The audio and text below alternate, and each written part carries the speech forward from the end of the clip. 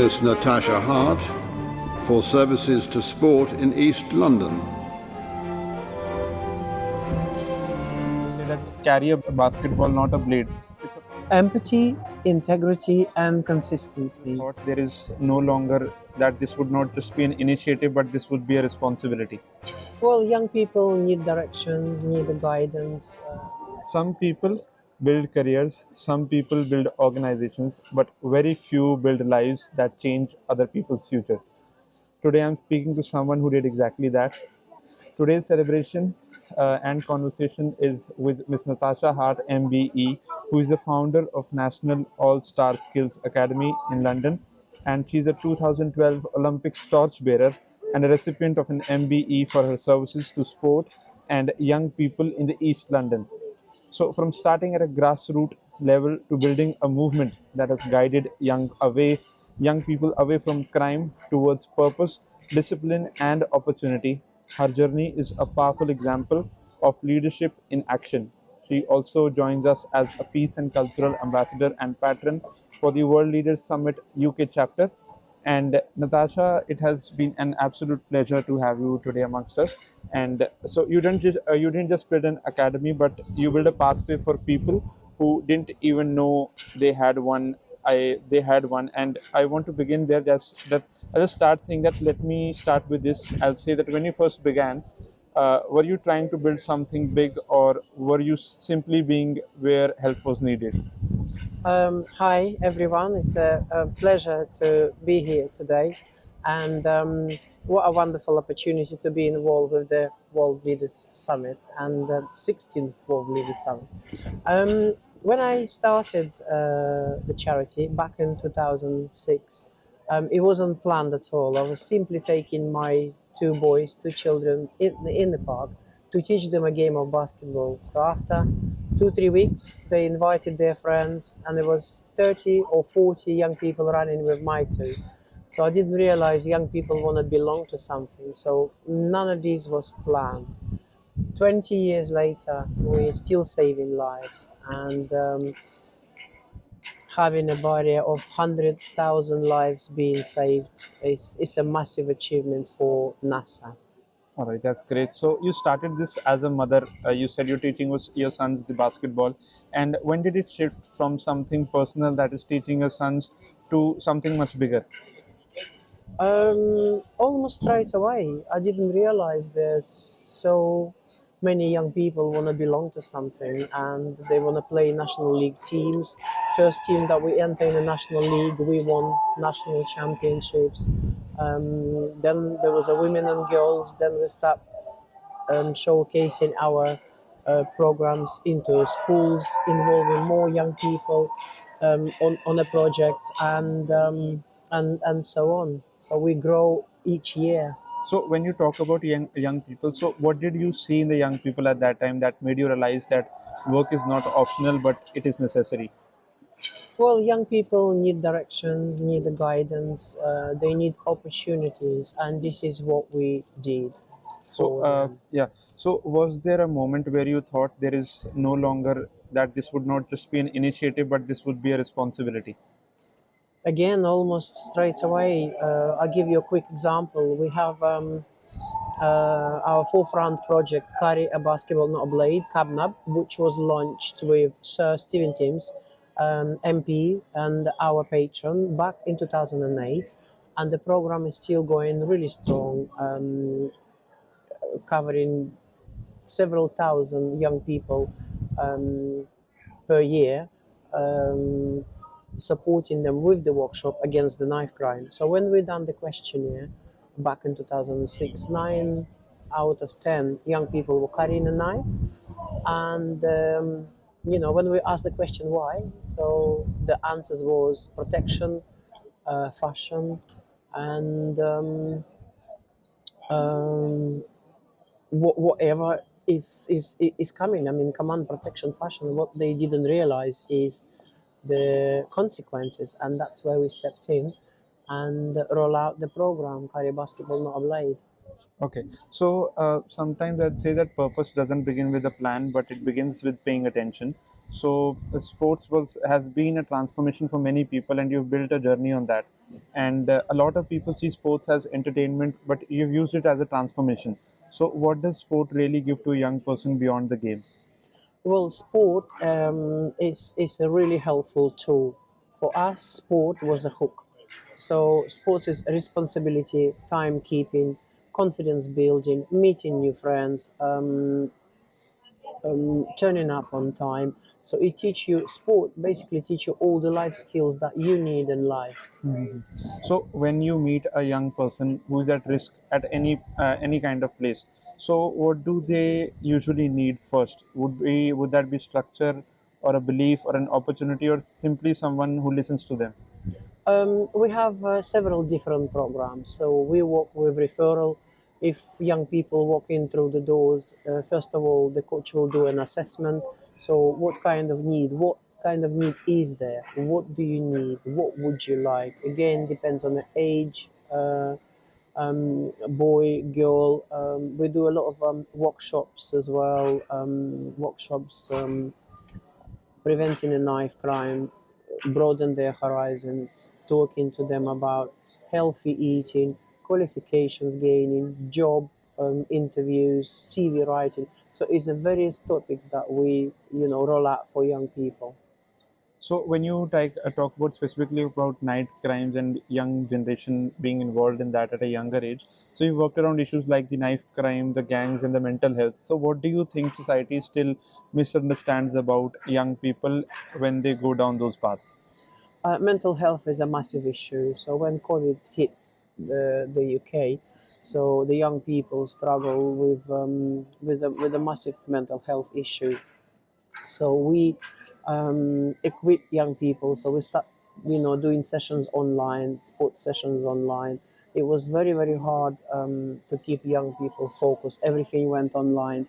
But our job, our responsibility was to make sure young people attend the education, attend the lessons, and then we would take in mentoring session after that. So we worked tirelessly through the COVID, and we achieved massive, massive, massive.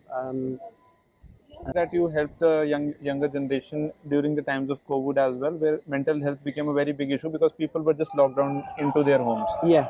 Oh, So I don't know what happened.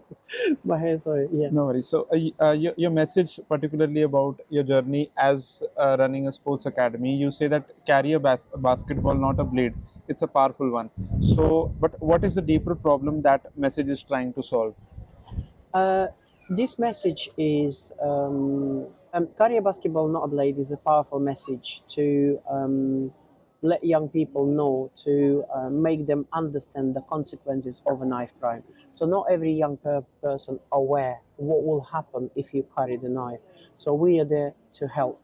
And knife crime statistics is a massive in the UK, and the workshops like us, the workshops that we do is much needed to make sure young people understand the consequences, and they don't fall into the wrong path.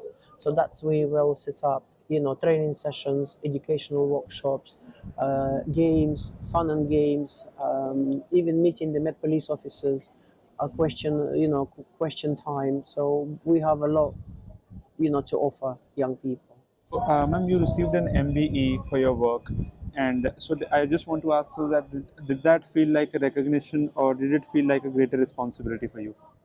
Well, first of all, it was a shock. I'd never expect anything like that. I was just a mother that took my children to the park to teach them the game of basketball. 10 years later, I was receiving an MBE from Her Majesty the Queen. So that was a real, it is achievement of a lifetime. Never forget that. And I think it's a bit of both. And responsibility grows each year. So Yeah, that's right. So, being a 2012 Olympic Torchbearer is symbolic. So, what did that movement or that particular moment represent to you beyond the honor? That's again, that was another surprise, and I've been nominated to carry Olympic flame in 2012 by the former mayor of Newham, Sir Robin Wells. So it was again the recognition of the work that NASA done in the borough.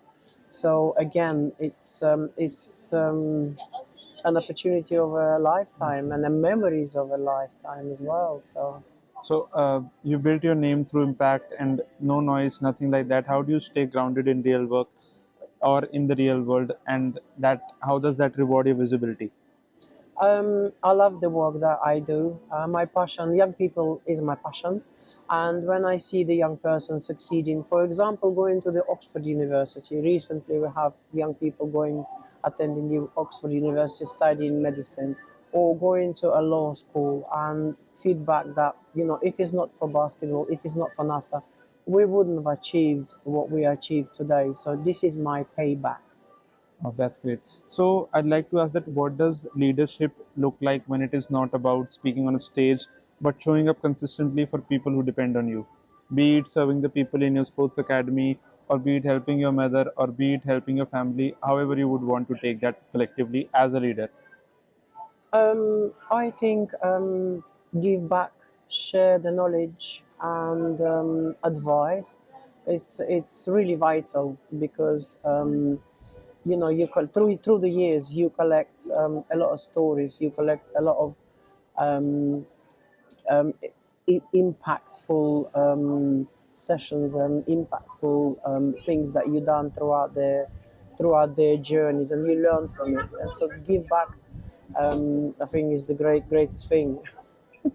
All right. So I what is think I've locked that question. what is your way of giving back? Whatever you do on a regular basis, like helping the people or whatever you do, like exactly, if you could share that and motivate the younger generation to work in a certain way to giving back. Absolutely. For example, we also have a massive mothers group. So we Okay. discovered there is a massive need for the mothers to, for example, set up a workshop. What is a bank account? Is a lot through Asian communities. We discovered a lot of stuff. Domestic violence is a really big one. So where women can come and get advice. Sometimes I do one-to-one mentoring session as well, so I could pick up the phone call at 4 o'clock in the morning. If somebody need help, I can signpost them. If the cases are really severe, I can signpost them. But a lot of questions, 9 out of 10, I can answer, and I can, so being a strong leader and setting an example for young girls, for women. Recognition is also very important. If young girls don't learn and if they don't see people recognize, how would they know? So we have a wonderful initiative that called Women of the World, where we recognize women throughout the world for their achievements. And you could be just a nurse or you could be a school teacher, but you need to be recognized. You need to be, showing an example of hope for the young girls. And this is again take massive part of my time to work with women and girls, as well as carry basketball no blade, as well as young people with special needs, as well as managing the whole NASA on a daily basis. So I'd like to ask some questions regarding your love towards your mother, because I know you since last almost an year now, and whenever we are here in Oxford, you're always bringing along your mother. So what has been the role of your mother throughout your life, and how much is her upbringing brought you till up here, receiving an MBE or being an Olympic Torchbearer and giving back to society? So what has her upbringing affected your life? My mother is everything to me. I wouldn't be a person I am today without my mother. Everything that I've done is dedicated to her. I even got a song for my mother for her anniversary. Yes, it's a lot to do with the upbringing. It's a lot to do with sharing the stories. It's a lot to do advising me and teaching me from right from wrong. So yeah, so if I have an opportunity to bring my mother. She attends all the events with me. She loves the work that we do. She also been a volunteer for the past 20 years to NASA as a also personal advisor to me as well. All decisions, sometimes it's not easy to make a decision as a leader, and you need an independent advice. But who is the next to you always? So my mother. So I wish her many, many, many more years, and she's been here with me in Oxford as well several times, and is wonderful. Any advice you would give to the younger generation to be sincere, faithful, and serving towards their parents, and taking the utmost care once they grow up because the parents have raised them up. So, anything you would like to say to the younger Oh, generation to take have care you of their got any parents well? couple of lines that you can? Now, What would you? anything you'd like to say to the younger generation that they should be sincere, faithful, and like compassionate towards their parents once they grow up and take care of them. Because if a senior leader of a society like you tells the younger generation something which can motivate them to be sincere towards their parents and compassionate towards them, they will definitely listen to that from you. My message to the younger generation would be look after your parents, mother, father. It's really, really important to pick up that phone and check up on them. No matter if you're growing up or you're still attending college or university, it's really important to check up on your parents and mothers.